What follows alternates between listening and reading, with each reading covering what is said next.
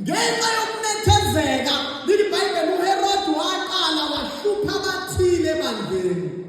Wathatha umfundisi okuthiwa uJakobe wamnquma ikhanda. AmaJuda ajabula ukuthi kunqunywe umfundisi webandla. Lithi iBhayibheli emva kwalokho wathatha uPetru owayekade seduze nomfundisi naye ewumpostoli wamvalela ejele. Lithi iBhayibheli ibandla lathandaza likhulekela ukuthi uPetru akhishwe ejele. Ngoba uma ibandla selinethezekile, uNkulunkulu uvumela izimo ezizoyisa ibandla emthandazweni. Lithi iBhayibheli bakhulekela uPetru ngesineke, kwafika ingelosi yamshaya ngempama kwagqashuka amaketane yamuholela ngaphandle. Wafika ibandla likhuleka bathi isithunzi sakhe kanti uyena. Bangakhetha ukuthi uNkulunkulu uyakhuluma ngalezi inhlupho ukuthi selinethezeke kakhulu, phumani nishumayele. Lithi iBhayibheli uthe benethezeke benjalo kwakwabelwa abafelokazi abahlukene abavela kumaHebheru abavela kumaGrisi. Kwabakhona icomplain ethi uma kuphakwa isitambu ekhishini, thina esingakhulumi ilanguage yamaJuda asiphakelwa njengalaba bamaJuda. Lithi iBhayibheli lokuxokozela okwavuka ebandleni, abapostoli babiza ibandla lonke. Bathi abapostoli akukuhle ukuthi thina siye ukuthandaza nokushumayela izwi, sihambe siyopheka isitambu siphakele abazalwane. Khona babizelwe ukupheka isitambu, thina sibizelwe ukushumayela izwi. Wayesethi umpostoli uPetru, khethana amadoda phakathi kwenu abe u7. I-governing body-ke iyaqala kanjani? Khethana amadoda awu7 amadoda agcwaliswe ngomoya. Noma i-governing body fanele ugcwale umoya. Babe amadoda agcwele ukholo. Noma i-governing body fanele ugcwale faith. Kube amadoda agcwele ubuhlakani. Lithi iBhayibheli labalihle lelo gama, akhethwa lamadoda. Kanti phakathi kwabo khona obizwa kuthiwa uStefani. uStefani wayeyi-governing body member yaleli bandla. I-governing body eBhayibhelini ibizwa kuthiwa amadikoni. Ibizwa ngani? Umehluko ukuthi abapostoli banakekela ibandla ngezwi, amadikoni anakekela ibandla ngezinto eziphathekayo. Indlu yesonto ivuliwe, isound right, uhlelo oluhlelekile, imali ibekwa kahle, abalambile bayathola ukudla, abadinga ukunakekelwa bayanakekelwa. Lithi iBhayibheli uStefani agcwele umoya, wayenakekela abazalwane, wayengayeki ukukhuluma izwi likaNkulunkulu. Kanti ukukhuluma izwi nje uqushiwe. Uyazi ukuthi uma ubiziwe usebhodini loStefani, lindela ukuthi uzokhandwa ngamatshe. Ngizodlula nje kule ngeke ngihlale kuyona. Lithi iBhayibheli kanti khona babemcuphile abake ba-attende la enkonzweni abangakaphenduki. Phela indaba kaStefani ayiqalanga ngaphandle, wayefundisa esinagogeni. Lithi iBhayibheli bamzonda into ayeyikhuluma.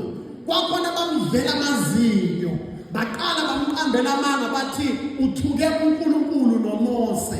Lithi iBhayibheli bamisa phambi kwabapristi, kanti khona abantu asebehofakazi bamanga. Uma usebhodini likaStefani khona abantu abazoqambela amanga. Ungabanaki abantu abaqambela amanga, qhubeka ukhonza uJesu. Aningizwa ngicela. Lithi iBhayibheli bamqambela amanga, kwazwakala ngathi lento iyona. Bamhudulela ngaphandle bamkhanda ngamatshe. Uma bemkhanda ngamatshe, lithi iBhayibheli uStefani ubuso bakhe baphenduka bafana njengobengelosi. Wangabuka amatshe abamshaya ngawo, kodwa wabuka uNkulunkulu wathi ngibona indodana kaNkulunkulu imi ngezinyawo ngakesokunene sikaNkulunkulu. Lithi iBhayibheli bamemeza kakhulu bathi nangoke abazalwane bemkhanda ngamatshe abangakaphenduki. Bamkhanda ngamatshe, wayesethi inkosi ungababaleli lesisono. Lithi iBhayibheli bamshaya ngamatshe waze wafa, walala. Lisho njalo lembozalisho ukuthi wafa, lithi walala. Ingubo ababeyigqokile bazibeka ey'nyaweni zensizwa eyomfarisi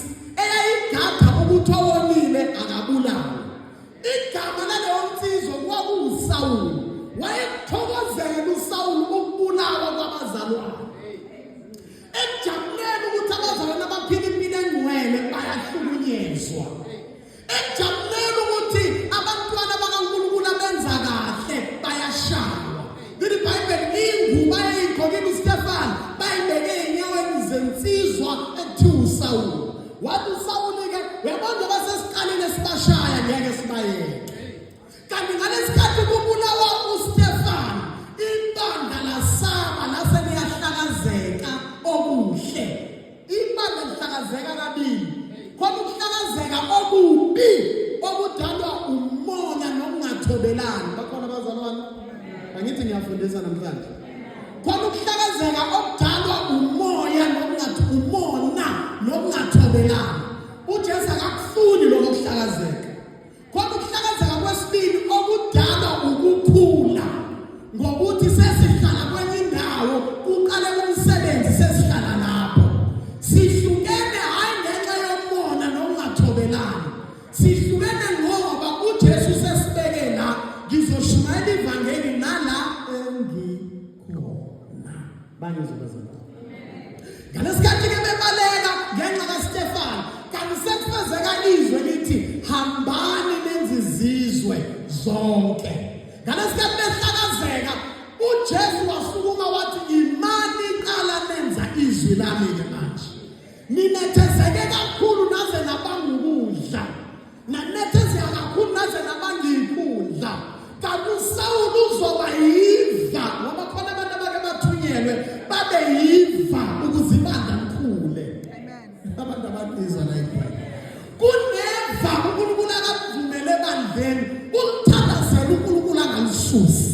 Ulithandazela uNkulunkulu angalishintshi. Lelova uNkulunkulu ulisebenzisela ukuthi ibandla livula amehlo. Ngalesikhathi kubaleka liye eDamaseko bese kuqaleka ihomsele khona. uSawuli-ke wayesethi sengizwile ukuthi babalekile eJerusalema sebethandaza eDamaseko ake ngisukume ngiyobahlupha naseDamaseko. iBhayibheli uthe esendleleni ebheke eDamaseko kanti uJesu washo ukuthi uma sekugcwalisa amandla hambani thanda hambani. Awumtshele thanda hambani. Njengoba mthanda ungabi comfortable makhelwane. Unganethezeki makhelwane. Sukuma uhambe. Thana abantu bakulindile ngaphandle. Bafuna ukuzwa ngoJesu wakho. Uma bengakasukumi, uma behlushwa unyaza lishaya umuntu. Uma bengakasukumi, uma behlushwa asizwe ukuthi uJesu wayifikela qobo lwakhe. Kodwa batheze benza izwi. Makusukuma uSawuli ezobahlupha, iBhayibheli uJesu washaya uSawuli ngonyazi. Kune protection obanayo ngokulalela izwi likaNkulunkulu. Kunesigaba lapho nathi uNkulunkulu ngizokulinda uze wenze izwi lami bese mina ngiyasukuma. uNkulunkulu akabasukumela abantu abangamlaleli. iBhayibheli bathe sebeseDamaseko indoda ithi yobabamba yahlakana nonyazi. iBhayibheli yasho unyazi nababenaye bawuzuma bawubona umbani. Balizwa nephiko kodwa bahlatshwanga izwi. Ngoba kunomehluko phakathi kokuzwa izwi nokuhlatshwa izwi. iBhayibheli ababehamba naye balizwa izwi likhuluma. Kodwa uSawuli yedwa owayesevula amehlo wangakwazi ukubona. Wahlatshwa izwi kodwa basina sonke sizwa izwi kodwa khona bahlatshwa izwi. Mina ngifuna ukulizwa nje ngifuna lingihlabe. Ngoba abahlatshwa izwi mabesukuma bashintshwa amagama engabesaba uSawuli athi senguPawulos athi impilo yami isishintshile ngeke ngisafana. iBhayibheli bonke balizwa izwi. Ngalesikhathi kuthiwa haleluya limnandi izwi kuthiwa benithini ayishumayelile ubethini hayi bepowerful umfundisi wethu hayi yabona ke this time hayi kuyasho ukuthi unyaka omushayo manje hayi uphambene ngempela manje uphambili ubethini hayi beshumayela bekhuluma ngoPawulos ubethini hayi uyazi indaba kaPawulos hayi kwathi bayintshanje ubethini ulizwile kodwa limhlabanga fanele udlule ekuzweni likuhlabe. Lithi iBhayibheli uma esehlatshwe izwi mayithi uvula amehlo uyawavula kodwa akasaboni. lithi iBhayibheli bambamba ngesandla bamfaka phakathi eDamaseko. Ufike efutheka kodwa izwi likaNkulunkulu laqeda ulaka. Ngiyamsaba umzalwane othi uyakhona kodwa usanolaka. Ngoba izwi likaNkulunkulu malifika liqeda ngisho ulaka kuwena. Wathathwa yiliphi izwi usanolaka kanje? Uzusho ukuthi wena uthindwa nabakwazi ukuthi nje awuthindwa. Lithi iBhayibheli uSawule egcwele ukufutheka, mayisehlathwe yizwi sibona indoda isithotshiswa. Isibanjwa ngesandla manje. Ngoba ekukholweni mawuphenduka awuthi uphenduka ukukwazi ukuyihambela. Uma uqeda kuphenduka kuba khona abantu abakubamba ngesandla. Lithi iBhayibheli mayifika eDamaseko waqeda insuku ezintathu engadli engaphuzi lutho ekhuleka. uJesu abonakala kuye wabonakala nakumzalwane okuthiwa uAnaniya. Wathi Ananiya, hamba uyokhulekela umzalwane ophendukile. Ngoba mawusanda kuphenduka mawuqeda kuhlangana noJesu shana emva kwami mawuqeda kuhlangana noJesu fanele uhlangane noAnaniya. Mawuqeda uhlangana noAnaniya fanele uhlangane noBarnabas. Ngizochazela asiphinde sihlehle futhi. Kodwa lokuqala fanele enze ukuhlangana nobani? Uma uhlangana noJesu amehlo akho azovaleka. Awuhlangani noJesu ubone izinto ngalendlela okade uyibona ngayo. Mawuqeda ukuhlangana noJesu kunezinto okuyibona ongeke usayibona. Othi ngikhulume nohlangano lezitokufela ngalo. Kwabangazi kuhlala beyitokufela ngalo. Amen.